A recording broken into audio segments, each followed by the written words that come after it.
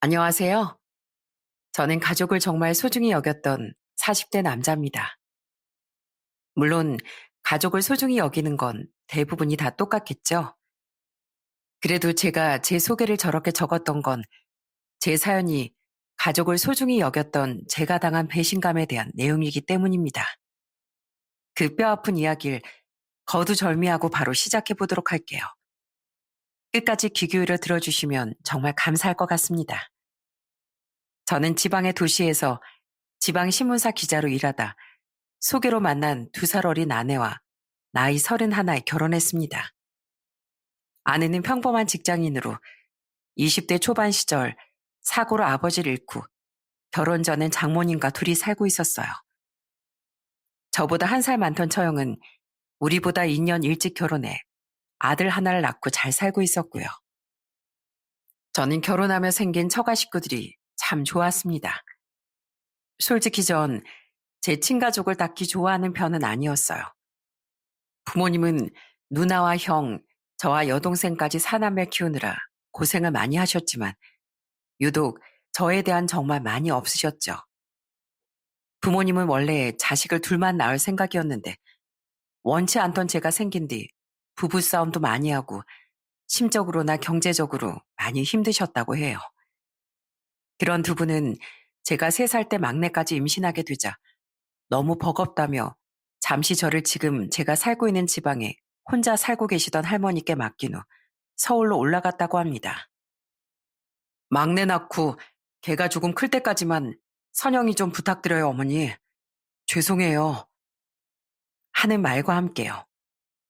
그리고선 절 잠시가 아니라 할머니가 돌아가셨을 때인 제 나이 15살 때까지 할머니께 맡겨버렸죠. 가끔 부모님과 형제들이 찾아오면 보고 살긴 했지만 자연스레 저는 가족 사이에서 소외됐습니다. 부모님은 처음엔 제게 미안했지만 나중엔 절 좀 귀찮게 여긴다는 느낌이 강하게 들었어요.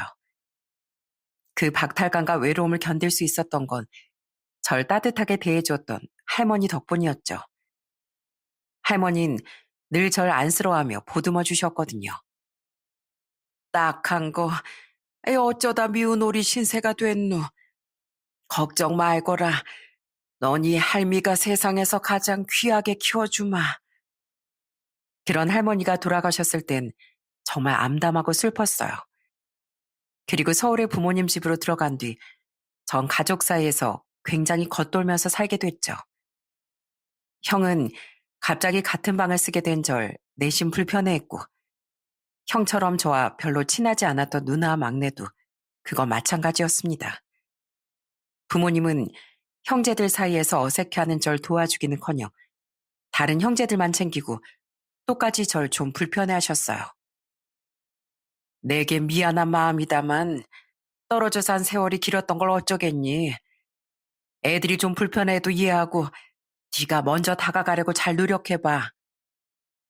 솔직히 그때 사춘기였던 전 제가 뭘 노력해야 되는지도 모르겠고 그저 그 상황이 너무 버거웠습니다. 제가 원해서 이렇게 가족들과 멀어진 것도 아닌데 부모님이 좀 원망스럽기도 했죠. 그렇게 전 구박을 당하거나 한 건 아니지만 스스로 군 식구라는 느낌을 받으며 그 집에서 성인이 됐습니다. 그 후 집이 불편해 대학을 다닐 때도 집을 나와 자취를 하고 취업은 아예 할머니와 살던 이 지역으로 내려와 혼자 터전을 잡았던 거죠. 서울이 아니라 할머니와 함께 살던 이곳이 제겐 더 고향처럼 느껴져 마음이 편했거든요. 그렇게 전 가족들간 부모님의 생신 때 안부 정도만 묻고 평소에 명절 아니면 잘 가지도 않았습니다.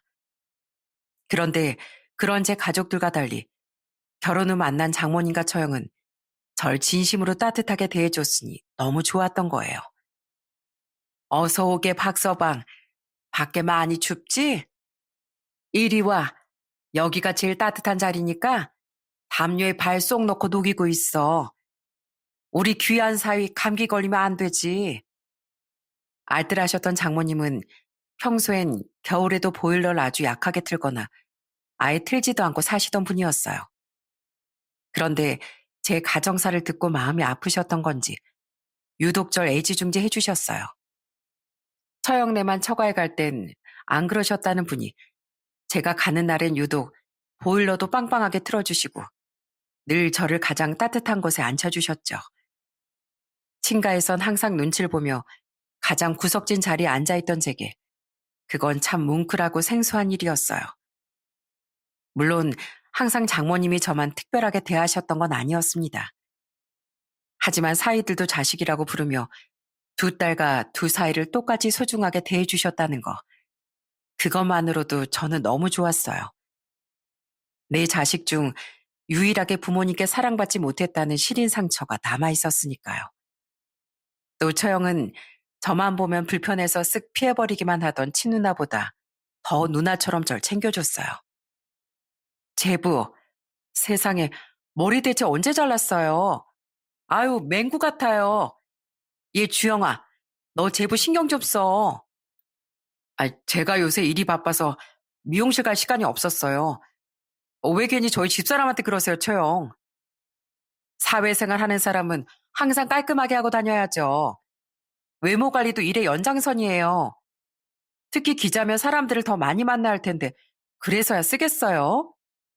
여기 친정 동네에 괜찮은 미용실이 있으니까 자요. 여기 이 돈으로 얼른 머리 자르고 와요, 제부. 네? 아유, 아니에요. 저도 돈 있어요. 그냥 이걸로 잘라요. 제가 뭐 평소에 해주는 것도 없는데 이런 거라도 해주고 생색내야죠. 처형은 상냥하다기보단 좀 새침대기 같은 분이었는데요. 그래도 그런 성격 안에 깃든 착한 성품은 숨겨지지 않았습니다. 왜 툴툴대면서도 동생을 많이 생각해주는 누나들 있죠? 처형은 딱 그런 누나처럼 계속 절 챙겨주고 잔소리도 해줬어요. 절 그렇게 스스럼 없이 대해주는 처형의 행동이 저는 참 고맙더라고요. 제 형제 중 그 누구도 저를 그렇게 편하게 대해주지 않았으니까요. 또 처형은 한 번씩 회사에서 보너스를 받았다며 저와 아내에게 각각 10만 원씩 용돈을 주기도 했거든요. 일하면서 맛있는 거 좀 사 먹으라면서요. 저보다 한 살밖에 안 많은 처형이 그럴 때면 진짜 누나처럼 느껴져 저는 처형이 참 좋았던 거예요. 가끔 아내와 처형이 편먹고 제 이상한 머리나 옷을 지적할 때면 항상 절 감싸주던 장모님까지 더해 전 정말 두 사람이 너무 좋았습니다. 우리 박서방 옷이 어디가 어때서 원래 패션의 완성은 얼굴이라더라. 우리 박서방 얼굴이 얼마나 귀여운데 옷이 좀 별로면 어때서? 괜찮아 박서방. 내 눈엔 자네가 뭘 입어도 다 예뻐. 한편 처형의 남편이던 형님도 좀 잘난 척을 하긴 했지만 꽤 좋은 분이었어요. 한 번씩 처가에 여행을 주도하기도 하고 장모님께도 잘하는 든든한 마사이처럼 보였죠. 그랬기에 처형과도 항상 잘 지낼 거라 생각했는데 가끔 처형 혼자 조카를 데리고 저희 집에 놀러와 하는 얘기를 들어보면 형님과 한 번씩 다투시는 것 같더라고요. 언젠가 처형과 아내와 셋이 술을 많이 마셨던 날 처형이 형님에 대해 늘어놓은 불평을 듣고 우린 그 이유를 알 수 있었어요. 우리 남편 물론 좋은 면도 많은 사람이죠. 근데 그 단점이 가끔 날 너무 힘들게 한다니까요.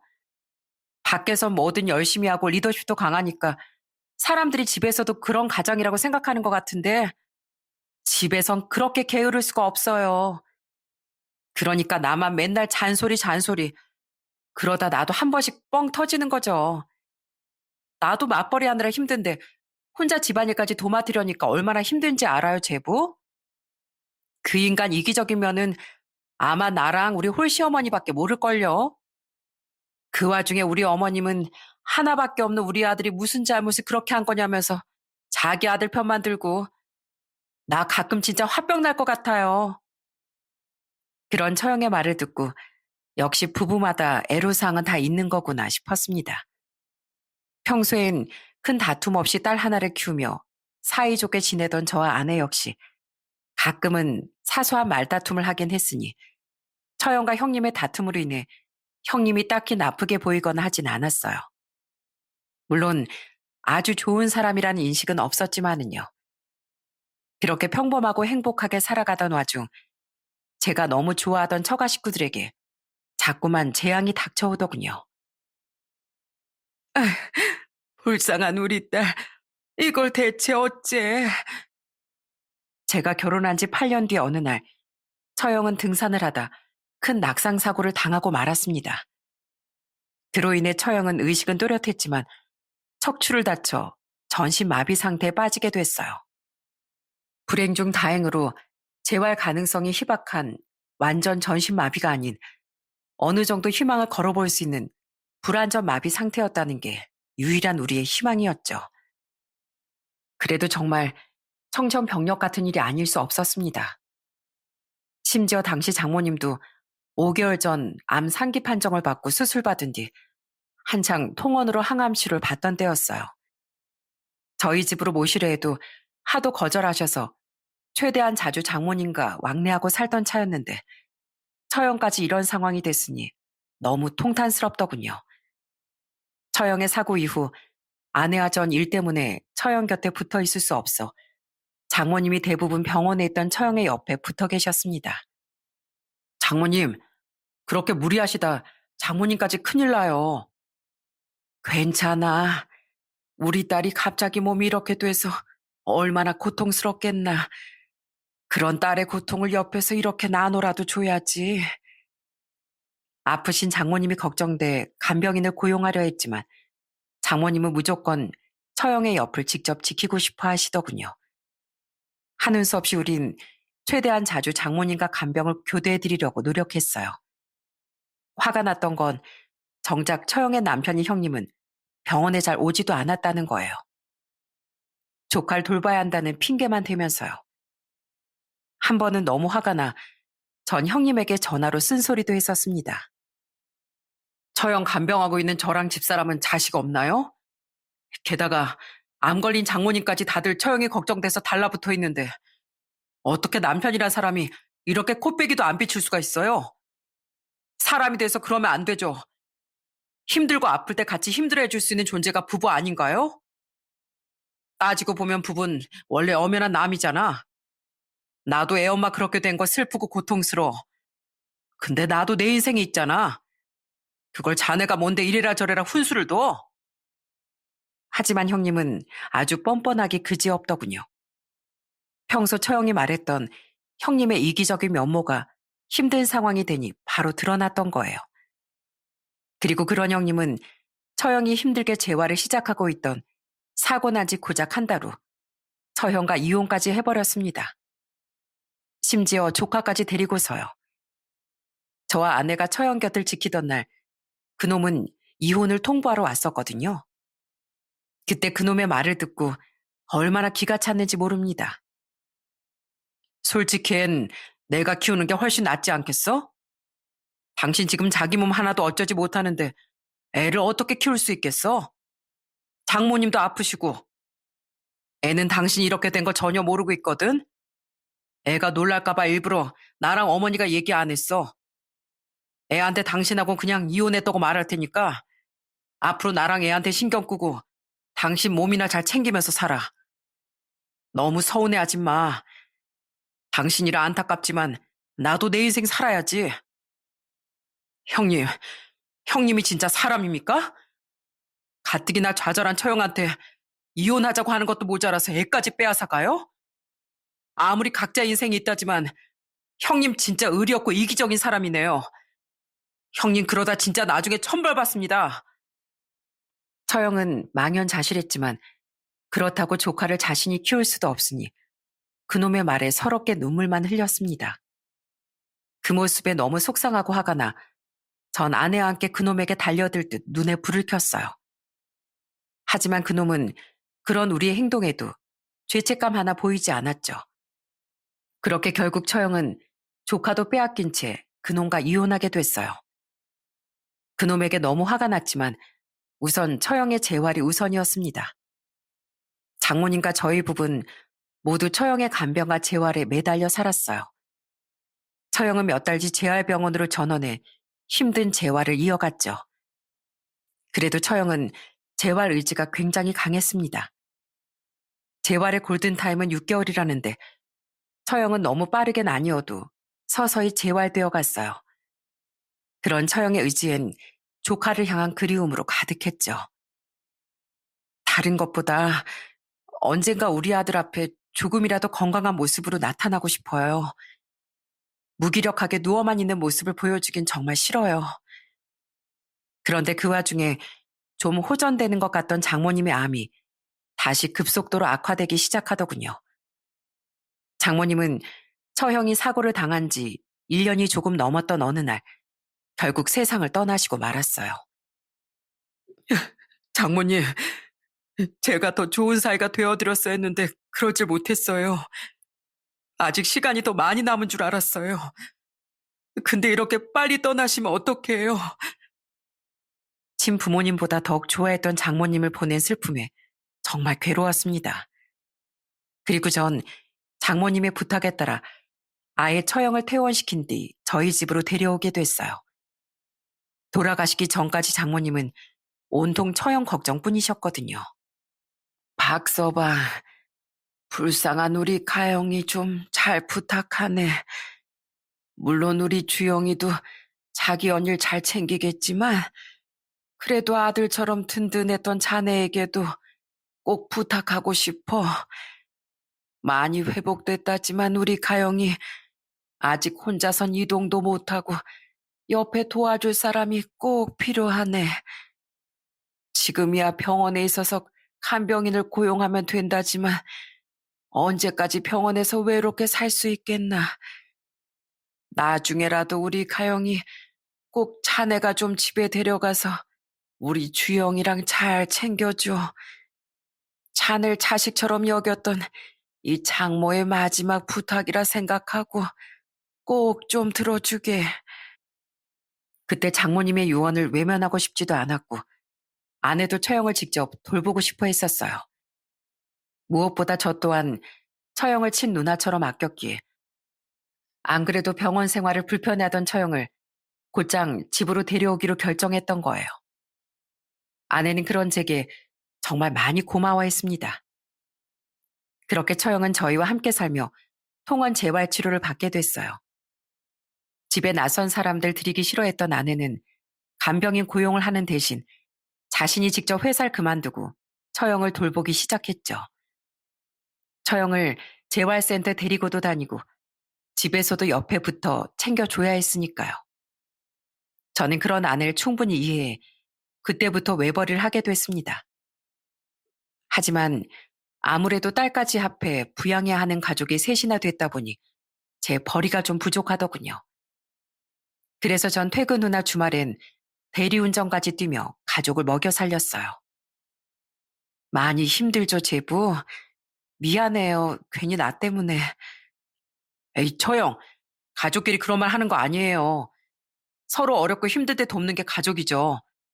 전 정말 괜찮아요. 아, 처형이 먹고 싶다고 해서 마트에 들러서 딸기 좀 사왔어요. 금방 씻어다 드릴게요. 저는 제게 미안해하던 아내와 처형에게 항상 괜찮다고 웃어 보였어요.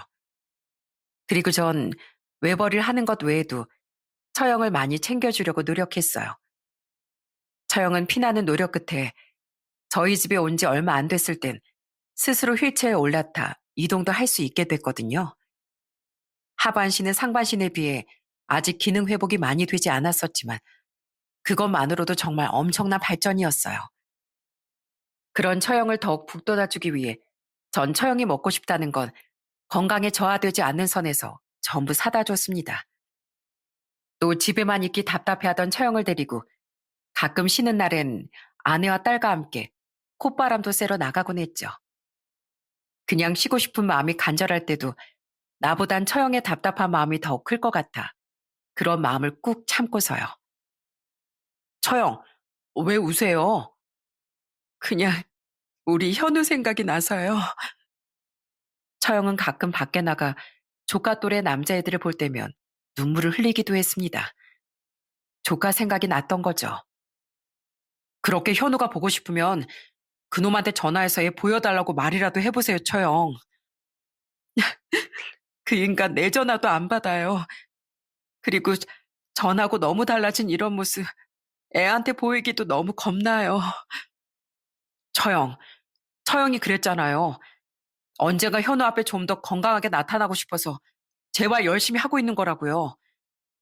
그래서 지금 혼자 휠체어도 타고 이렇게까지 움직일 수 있게 된 건데 언제까지 나중만 기다리면서 숨어 살 거예요? 그리움도 쌓이면 병이 나는 거예요. 처형만 애를 보고 싶다는 의지가 확고하면 내가 현우 처형 앞에 데려다 줄게요. 그깟 의리 없는 인간 때문에 눈치 보고 애도 못 보고 사는 게 말이 돼요? 결국 저는 처형과 함께 산 지 2년 뒤 처형을 위해 아내와 함께 직접 그놈이 조카 살고 있던 그놈의 모친 집으로 찾아갔습니다. 그 집엔 어디 갔는지 그놈도 마침 조카도 없었기에 전 마음 놓고 큰 소리로 그놈 모친에게 소리쳤어요. 아주머니랑 아주머니 아들이 우리 처형한테 애를 끝까지 안 보여주러 간다고 알고 있습니다. 이건 엄연한 위법이에요. 아무리 이혼했어도 부모가 자식을 못 보고 산다는 게 말이 됩니까? 무슨 애한테 해가 되는 문제가 있는 것도 아닌데. 이 봐요. 양심도 없지? 그 몸으로 애미 걔가 애 앞에 나타났다가 애가 충격이라도 받으면 어쩌려고 이래요? 몸이 안 움직이면 부모가 뭐 괴물로라도 보인답니까? 우리 처형 어느 정도 몸도 이제 움직이고 그런 자기 엄마 보고 기절할 정도로 현우가 어리지도 않잖아요. 자꾸 애 안 보여주면 우리 소송 걸 겁니다. 그리고 나 비록 크진 않아도 나름대로 이 지역 신문사에서 일하는 기자예요. 어디 일 한번 공론화 시켜볼까요? 전신 마비된 아내를 버린 짐승 같은 남편, 애도 안 보여준 악질 시모, 이런 내용으로요. 제 으름장에 그놈 오치는 더 이상 아무 말도 못하더군요. 저는 그런 그 사람에게 쉬지 않고 더 몰아붙였어요. 아줌마도 자식 있는 부모잖아요. 입장 바꿔서 아줌마 자식이 그렇게 됐다고 생각하면 어떻겠어요? 내가 아는 처형은요. 그놈이 다쳤으면 끝까지 그놈을 챙겼을 거예요. 이 모든 업보, 당신 아들이 다 짊어지게 하고 싶지 않으면 좋은 말 할 때 현우 우리 처형한테 보여주세요. 알았어요? 아내도 옆에서 씩씩대며 제 말을 거들었습니다. 결국 그놈 모치는 하루만 생각해보겠다고 말한 뒤 우릴 돌려보냈어요. 그리고 다음날 그놈이 직접 제게 전화해 한 달에 2번씩 조카를 처형에게 보여주겠다고 말하더라고요. 그놈은 여전히 뻔뻔했지만 어쨌든 조카를 처형에게 보여줄 수 있게 됐기에 저는 그 주 주말 직접 조카를 데리러 갔어요. 현우야, 잘 지냈어? 이모부 기억하지? 엄만 안 보고 싶었어? 당시 13살이던 조칸 반갑게 인사하던 제 인사에 어색하게 고개를 끄덕였습니다. 하지만 이어진 제 질문엔 선뜻 대답을 못하더군요. 전 그제야 과거 그놈이 처형에게 난 사고에 대해 조카에게 아무 말도 해주지 않았다는 사실이 떠올랐습니다. 그래서 설마 그놈이 그날까지도 아무 말도 안 해준 건가 싶었는데 이내 조카가 울먹이며 하는 말을 들으니 그건 아니더라고요. 엄마 너무너무 보고 싶었어요. 저요. 원래는 엄마가 절 버리고 보러도 안 오는 줄 알고 너무 슬펐어요. 아빠가 엄마랑 그냥 성격 차이로 이혼하셨다고 그랬거든요. 근데 어제 아빠가 엄마가 아프다고 말해주셨어요. 이모부, 우리 엄마 아직도 못 걸어요? 아직도 많이 아파요? 조카는 전날이 돼서야 그놈에게 처형에 대한 얘기를 듣고 처형이 걱정되어 잠시 목이 메었던 거였습니다.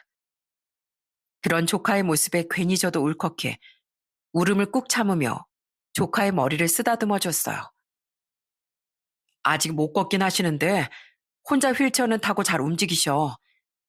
많이 아프지도 않고 잘 지내시고 있어. 현우야, 현우 엄마가 현우 정말 많이 보고 싶어 했거든.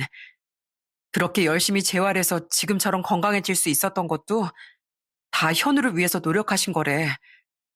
그러니까 이따 엄마 보면 보고 싶었다고 꼭 안아드리자. 알았지?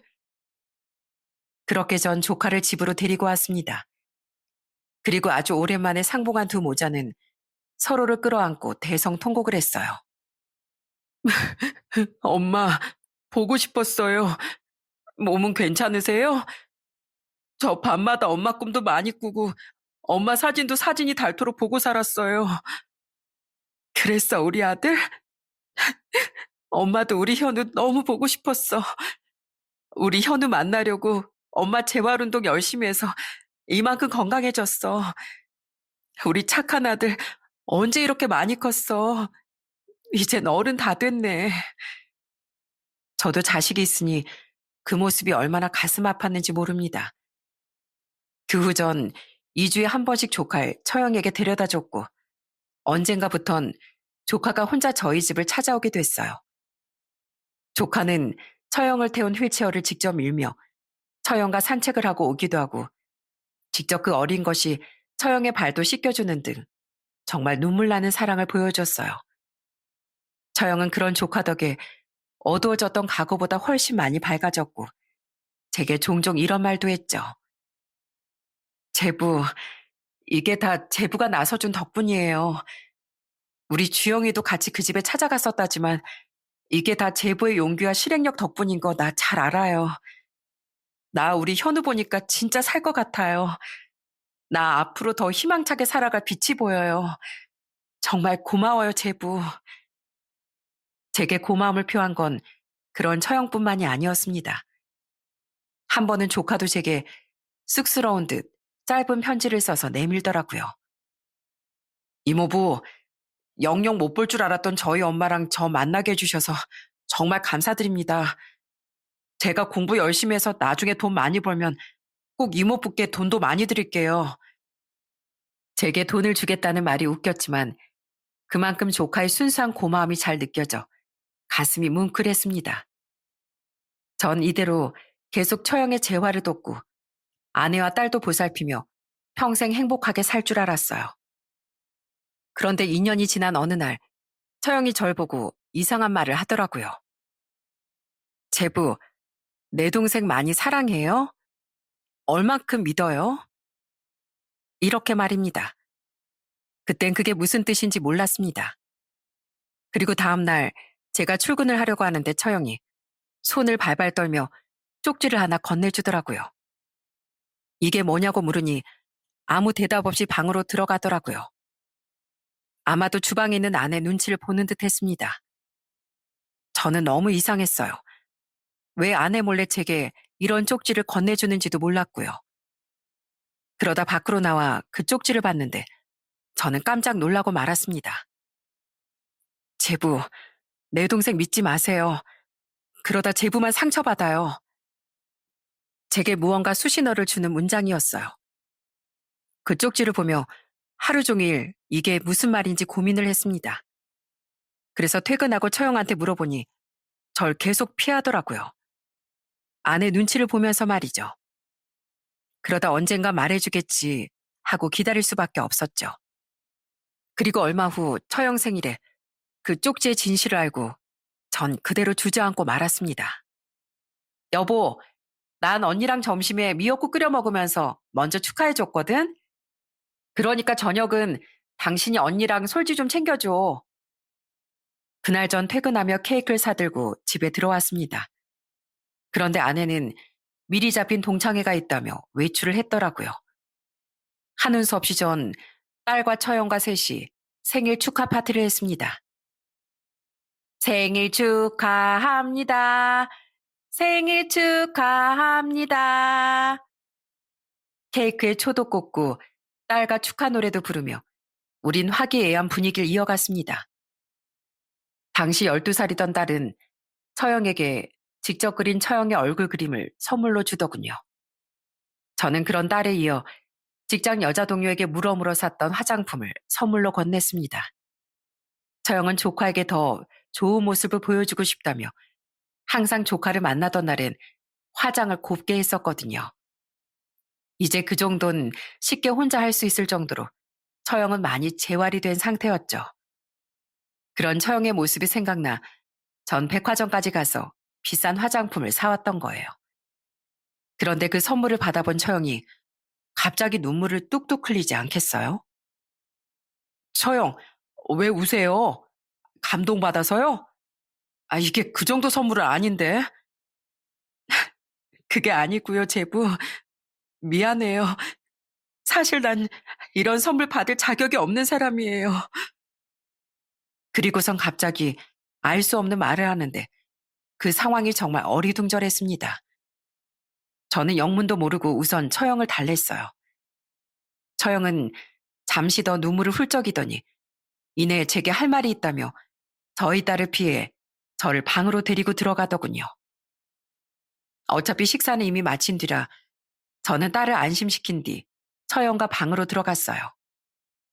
그리고 처형의 할 말이라는 걸 전부 들은 순간 저는 경악을 하고 말았습니다. 뭐라고요? 주영이 바람났다고요. 주영이 걔 몇 달 전부터 휴대폰 채팅으로 이 남자 저 남자 만나고 다녔어요. 제부는 평소에 일하고 대리운전까지 뛰느라 바쁘고 솔지도 학교 갔다가 학원까지 가니까 아무 눈치도 안 보면서요. 아니 그걸 처형을 어떻게 하셨어요? 걔가 제 눈치 볼 생각도 안 하고 대놓고 그 남자들이랑 문자하고 통화도 하고 그러더라고요. 아마 자기가 제 친동생이니까 제가 제부한테 말할 거라고는 생각을 못한 것 같아요. 주영이 걔 제부가 대리운전 뛰러 나갔을 때 그 남자들이랑 술 마시고 들어온 적도 여러 번이에요. 처형은 제 아내가 바람이 났다고 제게 말해주더군요. 그제야 지난 날들이 떠올랐어요. 제가 집에 들어갔을 때 처형 생각에 속상해서 혼자 한잔했다며 술 냄새를 풍기고 있던 아내의 모습. 왜인지 전보다 제 눈치를 보는 듯했던 처형의 모습들이 말이죠. 저는 그 모든 것들이 아내의 속상함과 처형의 저에 대한 미안함 때문이라고 생각했었는데 그게 아니었던 거예요. 처형은 자기 앞에서 대놓고 남자들과 연락하는 아내를 몇 번이나 혼내고 말렸다고 합니다. 어떻게 네가 제부한테 이럴 수 있냐면서요. 하지만 그럴 때마다 아내는 도리어 뻔뻔하게 이랬다고 해요. 자꾸 이러면 애 아빠한테 말할 거라고? 해봐. 그럼 언니랑 나랑 바로 이 집에서 쫓겨나겠지. 그럼 그때 내가 언니를 책임질까?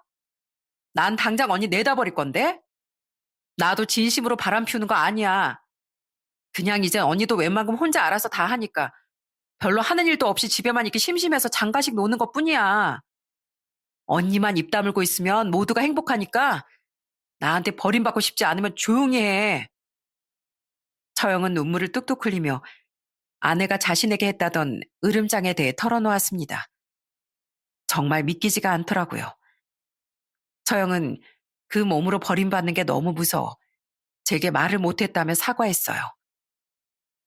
제부한테 내가 이러면 안 된다는 걸 잘 알고 있었어요.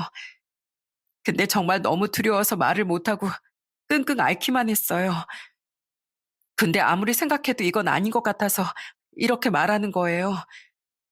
제부, 내 동생 진짜 사람도 아니에요. 제부가 나랑 자기한테 또 돌아가신 우리 엄마한테 어떻게 해줬는데 사람이라면 이럴 수가 없잖아요. 그러니까 내 동생이랑 이혼해요. 하루라도 빨리요. 그런 처형의 말을 듣는데 배신감과 혼란이 겹쳐오더군요. 우선 전 처형을 달래며 이런 신신당부를 한 뒤 방으로 돌아왔습니다. 우선 제가 좀 더 알아볼게요. 그리고 처형, 이 일 처형이 저한테 말했다고 집사람한테 절대 말하지 마세요. 처형한테 그런 말까지 한 사람이 나중에 앙심 품고 처형한테 무슨 해코지라도 하면 어떡해요. 아셨죠? 우선 말을 그렇게 해뒀지만 평소 제게 너무 상냥하고 잘했던 아내였기에 이 상황이 도무지 믿기지 않았습니다. 그래서 전 그날 밤 술에 취해 들어온 아내에게 애써 아무렇지도 않은 척을 한 뒤 아내가 깊게 잠들자마자 아내의 휴대폰을 뒤지기 시작했어요.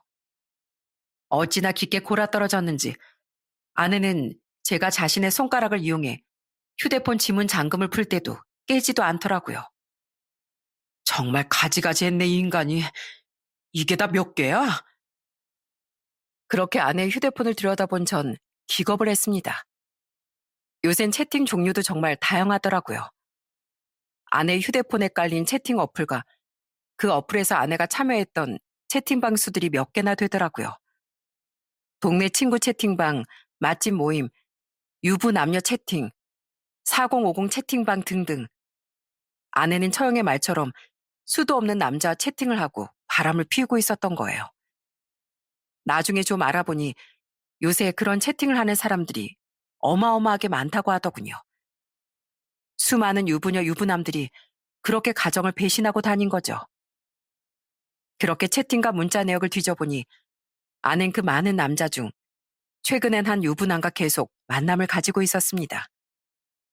그 전에 만난 다른 남자들에 대한 정체와 증거는 제대로 잡지 못했지만 그 상간남의 신상 정보와 그놈과 아내의 바람 증거는 확실히 확보해 제 휴대폰으로 전송할 수 있었죠. 오늘 너무 즐거워서 달링. 우리 집사람이 요새 날 좀 의심하는 것 같으니까 우리 다음 만나면 좀 천천히 갖자. 사랑해. 어, 나도 사랑해 달링. 그날도 아내는 동창회가 아니라 그놈을 만나고 온 거더군요. 그 역겨운 마지막 문자 내역까지 전부 확보한 전 다음날 아침이 되자마자 회사에 휴가를 냈어요. 그리곤 딸이 학교에 갈 때까지 기다린 뒤 왜 제게 출근을 안 하냐고 묻는 아내에게 눈에 쌍심지를 켜고 말했습니다. 왜냐고? 당신하고 할 말이 있으니까. 뭐야? 왜 이래 갑자기? 갑자기? 나 어제 당신 휴대폰 봤어. 당신 그동안 나 모르게 채팅하면서 아주 더럽게 놀고 있었더구만. 어제도 그 채팅에서 만난 유부남 만나고 들어왔던데 감히 내가 벌어온 돈으로 편하게 놀고 먹으면서 날 배신하고 바람까지 피워? 이 벌레만도 못한 여자야. 짐승도 자기를 위해준 은혜는 안다고 했어. 당신은 그런 짐승보다 못한 인간이야. 어? 내 휴대폰을 봤다고? 그걸 왜... 여보, 우선 내 말 좀 들어봐. 아니야. 여보, 내가 무조건 잘못했어. 어? 내가 미안해. 제가 모든 걸 알고 있다고 폭로하자 아내의 얼굴은 사색이 되더군요. 그리고 냅다 무릎부터 꿇고 싹싹 빌기 시작했어요. 여보, 내가 너무 심심해서 그랬어.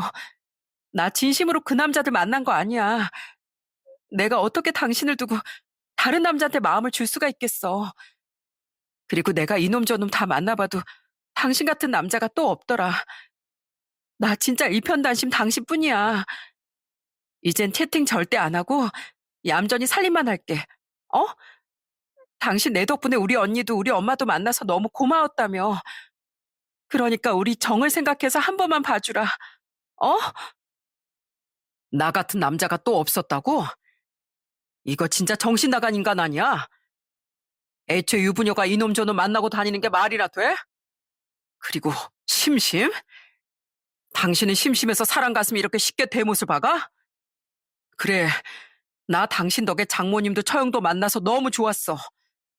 그래서 지금껏 가족으로서 최선을 다했고. 근데 당신 가족한테 그렇게 헌신한 날 이렇게 배신해? 힘들게 난 대리까지 뛰고 사는 동안 당신은 심심하다고 바람을 피워? 나가서 차라리 일할 생각도 않고? 이게 말이나 된다고 생각해? 웃기지 마. 난 당신 같은 여자랑 절대 못 살아. 여보, 난 진짜 당신이랑 이혼할 생각 눈꼽만큼도 없었단 말이야. 진짜 가벼운 마음으로 그런 거야. 말도 안 되는 합리화로 넘어갈 생각하지도 마.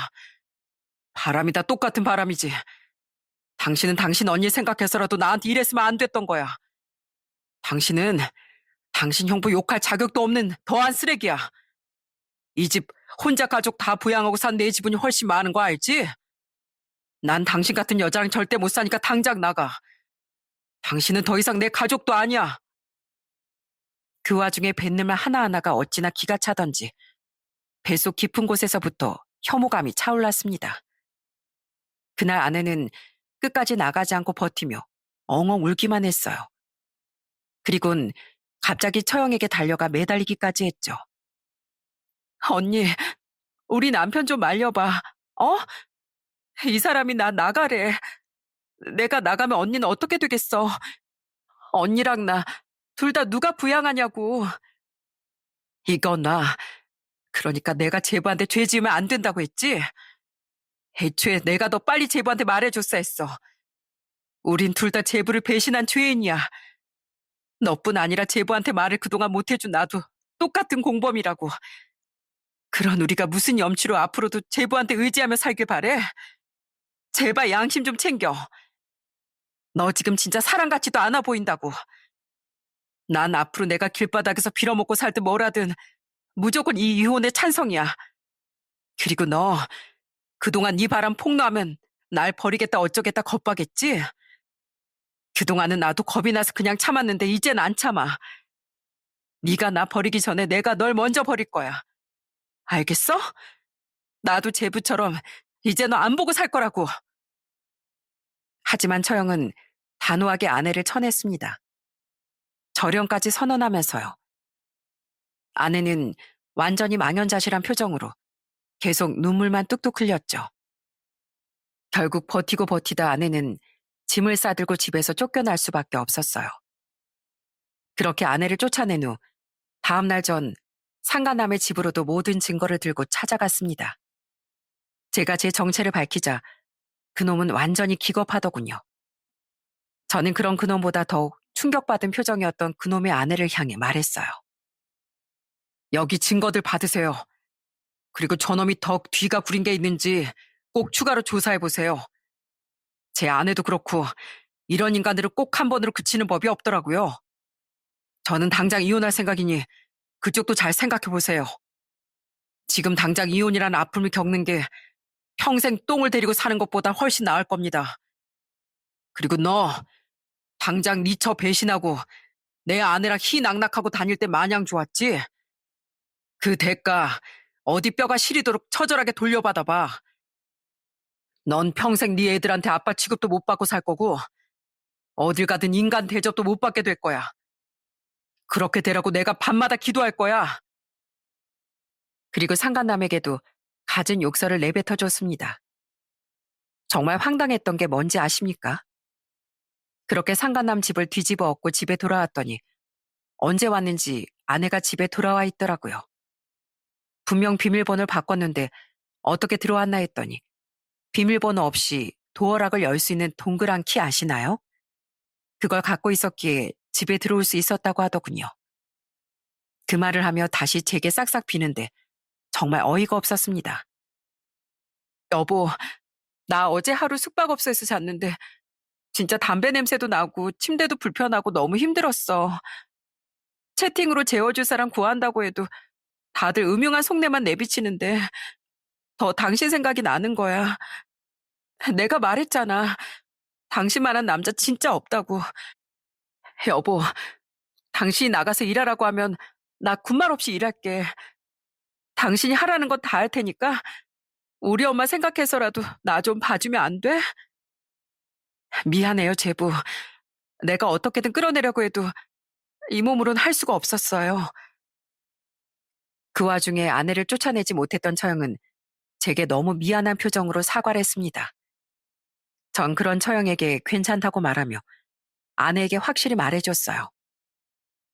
당신이 100번을 빌면 난 101번 거절할 거고 1000번을 빌면 1000만 번을 거절할 거야.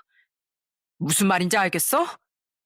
내가 당신을 다시 받아주는 일은 다시 태어난다고 해도 없다는 소리야. 장모님을 생각하라고? 장모님이 돌아가시기 전에 얼마나 나한테 처형을 부탁했는지 기억하지? 그런 처형을 버려버리겠다고 겁박까지 한 당신을 장모님은 용서해 주실 것 같아? 난 장모님을 생각해서라도 당신 절대 용서 못하니까 그만 포기하고 나가. 하지만 끝까지 집을 나가지 않고 대자로 틀어눕기까지 한 아내를 보는데 정말 기가 빨리더군요. 제가 막장 드라마에서나 봤던 이런 상황에 대체 왜 처해 있나 싶어 현타도 왔고요. 그 모습을 딸이 못 본 것이 그나마 다행이었죠. 전 그렇게 끝까지 버티려던 아내에게 아예 이혼 소송을 걸어버렸습니다. 동시에 상간남에게도 위자료 소송을 걸어버렸죠. 결국 이혼을 피할 수 없다고 생각한 아내는 자포자기하며 제 발로 집을 나가버릴 수밖에 없었죠. 마지막까지 이런 되도 않은 말을 하면서요. 당신이 나보다 좋은 여자 만날 수 있을 것 같아? 어디 두고 봐. 소름 끼치는 소리 좀 하지 마. 난 우리 솔지 위해서 아예 앞으로 여잔 쳐다도 안 볼 거니까. 당신 같은 여자 만나게 될까 봐. 그렇게 아내가 쫓겨난 뒤 이젠 처형을 어떻게 해야 되나 고민이 됐습니다. 그런데 처형이 먼저 제게 이런 말을 하더라고요. 제부, 제부랑 주영이도 이렇게 됐으니까 나도 이제 혼자 살게요. 솔직히 제부도 알잖아요. 좀 불편하긴 하겠지만 나 어느 정도 혼자 생활할 수 있을 정도로 해보겠다는 거요. 비록 평생 휠체어는 타야겠지만요. 나 친한 지인한테 제가 혼자 살 집도 미리 좀 알아봐 달라고 부탁해놨어요. 그리고 요샌 국가에서 저 같은 사람 지원해주는 제도도 많고 돌봐주는 사람도 고용할 수 있으니까 제 걱정은 하지 마세요. 처형에겐 이혼하면서 분할받은 재산과 장모님이 남겨주신 유산이 있었습니다. 금액이 크진 않았지만은요. 전 나중을 위해 그런 처형의 돈은 생활비로도 건들지 않았거든요. 처형은 그때 그 돈으로 혼자 살 집을 구하고 혼자 생활도 해 나가겠다고 제게 말했던 거예요. 처형은 미안함에 가슴 아파 눈물을 글썽이던 제 손을 잡고 울먹이며 말을 이어갔어요. 제부, 제부 덕에 나 이렇게 빨리 재활도 하고 우리 현우도 보고 살 수 있었어요. 제부한테 받은 은혜 나 평생 잊지 않고 살게요. 그동안 정말 고마웠어요.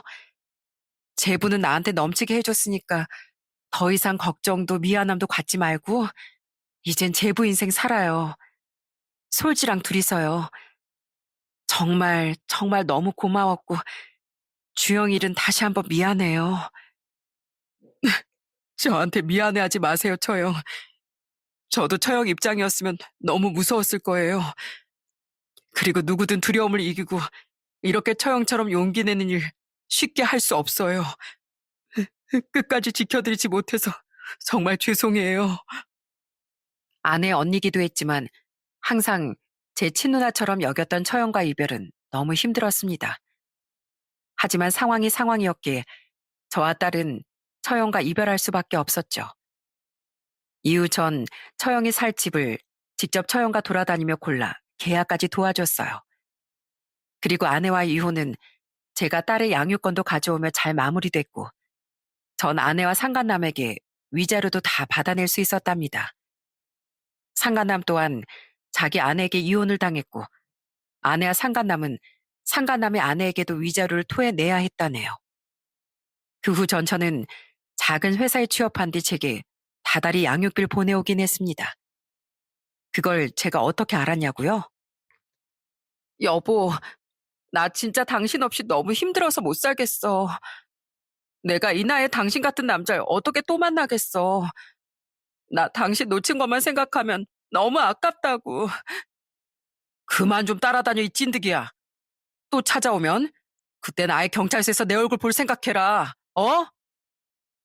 이혼 후에도 전처는 제발 돌아와 달라며 계속 저를 찾아오고 매달렸거든요. 그 과정에서 전처의 말을 통해 근황을 알게 된 거죠. 결국 전 경찰의 힘까지 빌린 뒤에야 겨우 전처를 완전히 제 인생에서 떼어놓을 수 있었습니다. 그 끔찍한 여자가 아이를 만나고 싶다는 빌미까지 들이밀면 어쩌나 걱정했지만 다행히 그런 일은 없었어요. 자기도 창피한 건 아는지 전처는 이혼 후 딸의 얼굴을 볼 생각도 못했거든요. 그렇게 아내를 겨우 떼어낸 뒤에야 제 삶은 다시 안정을 되찾았습니다. 지금 어떻게 사는지 모르겠지만 양육비를 꼬박꼬박 잘 보내고 있으니 더는 신경 끄려고요. 딸을 잘 키우며 제 인생 살기에도 정신 없으니까요. 지금 처형은 나라에서 지원해주는 도움의 손길도 받으며 혼자 꿋꿋하게 잘 살아가고 있어요. 가끔 딸과 처형을 보러 가보면 집도 깔끔하고 처형의 표정도 밝아 보이더라고요. 올해로 17살이 된 조카는 전보다 더 자주 처형을 찾아오며 자신이 성인이 되면 반드시 처형과 함께 살겠다는 말을 한다고 해요. 애가 자꾸 자기 아빠랑 할머니가 내 험담을 하니까 날 감싸려고 그 둘이랑 종종 다투나 봐요. 엄마인 내가 어떻게든 그 상황을 해결해주고 싶은데 그게 안 돼서 참 답답할 따름이네요. 그래서 그냥 평소에 현우랑 더 자주 연락하면서 공감도 해주고 위로도 많이 해주려고 노력하고 있어요. 처형은 그런 조카에게 항상 미안한 마음뿐이라더군요. 전 이렇게 서로를 위하고 있는 조카 처형이 나중엔 꼭 함께 행복하게 살았으면 하고 바라고 있어요. 일주일 전엔 제 생일이었는데요. 그때 처형은 요새 재택근무로 조금씩 돈을 벌고 있다며 SNS로 제게 케이크 기프티콘과 백화점 상품권을 보냈더라고요. 제부, 생일 축하해요. 앞으로도 이렇게 작게나마 제부한테 고마움 표하면서 살 수 있게 돼서 다행이에요. 항상 솔지랑 행복하게 살아요. 늘 고마워요. 그 안에 담긴 처형의 마음이 얼마나 고마웠는지 모릅니다. 또 조카는 아직도 제게 한 번씩 안부 문자를 보내는데 그런 그 녀석이 기특해서라도 전 앞으로도 처형과 조카에게 도움을 주며 살아가려고 합니다. 비록 전처와는 이혼했지만 이미 너무 많은 정을 줘버린 처형과 조카는 아직 제 가족이니까요. 그리고 저는 제게 그 누구보다 소중한 가족인 저희 딸도 엄마의 빈자리를 최대한 느끼지 못하게끔 사랑을 듬뿍 주며 키워갈 거예요. 이제 막 사춘기가 오기 시작한 딸을 위해 재호는 쳐다보지도 않고 말입니다. 세상엔 제 전처처럼 바람을 쉽고 우습게 생각하는 사람들이 덜어 있는 것 같아요. 그런 사람들에게 정확히 짚어주고 싶습니다. 기혼자에게 바람은 자신이 진지했던 가벼운 마음이었든 간에 그 죄의 무게는 결코 덜어질 수 없다는 분명한 사실을요. 그 후에 따라오는 죄값은 평생에 걸쳐 치러야 할 테니 제발 기혼자라는 자신의 신분을 무겁게 자각하고 살았으면 좋겠어요. 그럼 전 이만 사연을 마무리하고 여기서 인사드리겠습니다. 마지막으로 저희 처형이 언젠간 휠체어 없이도 조카의 손을 잡고 걸을 수 있는 날이 오길 한 번씩만 응원해 주시면 정말 감사하겠습니다. 제 사연 들어주셔서 감사합니다.